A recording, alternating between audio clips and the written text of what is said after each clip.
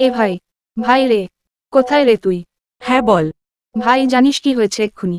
কি হয়েছে? ভাই রাহুল আমায় ক্যাফেতে দেখা করতে বলল। ওহো আচ্ছা, তা এ আর নতুন কি? তোরা তো সেই কবে থেকে বেস্ট ফ্রেন্ড। এমন করছিস যেন আগে কখনো দেখা করিসনি। যদি প্রপোজ করতো তাও নয় একটা ব্যাপার ছিল। এই সামান্য জিনিস নিয়ে এত এক্সাইটেড হওয়ার কি আছে? আরে ভাই আছে, এক্সাইটেড হবার যথেষ্ট কারণ আছে। ও শুধু দেখা করার কথা বলেনি, বলল আজও আমায় একটা সারপ্রাইজ দেবে। কি বলিস কি? হ্যাঁ, জানিস তো ভাই আমার মনে হয় ও হয়তো আজ আমায় প্রপোজ করবে।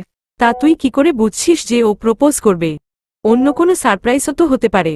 আরে না, আমার মন বলছে দেখিস আজ ও শিওর আমায় প্রপোজ করবে।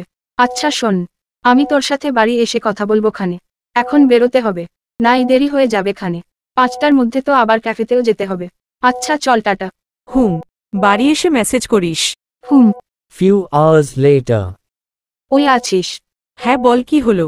আমি তো তোর জন্যই বসেছিলাম যে তুই কখন বাড়ি আসবি আর আমায় মেসেজ করবি। তা তুই সবে বাড়ি আসলি, তাহলে যা ফ্রেশ হয়ে নে তারপর মেসেজ করিস। আরে হ্যাঁ, এই ফ্রেশ হয়ে এসেই মেসেজ করলাম তোকে। ওহো, তা বল কি হলো? প্রপোজ করলো তোকে? আর প্রপোজ? ওর সাথে ওর দিদি এসেছিল।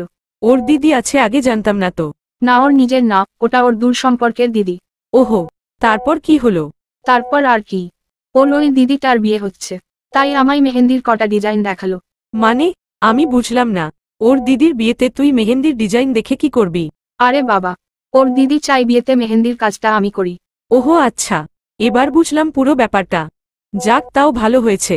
প্রপোজ পাসনি তো কি হয়েছে, কাজ তো পেলি। ধুর, কে চাইছে কাজ? ও বললে আমি এমনিতেই করে দিতাম। এখন ওর দিদির বিয়েতে মেহেন্দি পরাচ্ছি, তারপর ওর বিয়েতে মেহেন্দি পরাবো। আসলে ব্যাপারটা হচ্ছে যে, কপালে প্রেম না থাকলে যত যাই করো হবে কি করে। আরে তুই এভাবে ভাবছিস কেন? তোর প্রেম হচ্ছে না কারণ তুই হয়তো মহান কোনো কাজ করবি তাই। হ্যাঁ সেই, থাক আর সান্ত্বনা দিতে হবে না।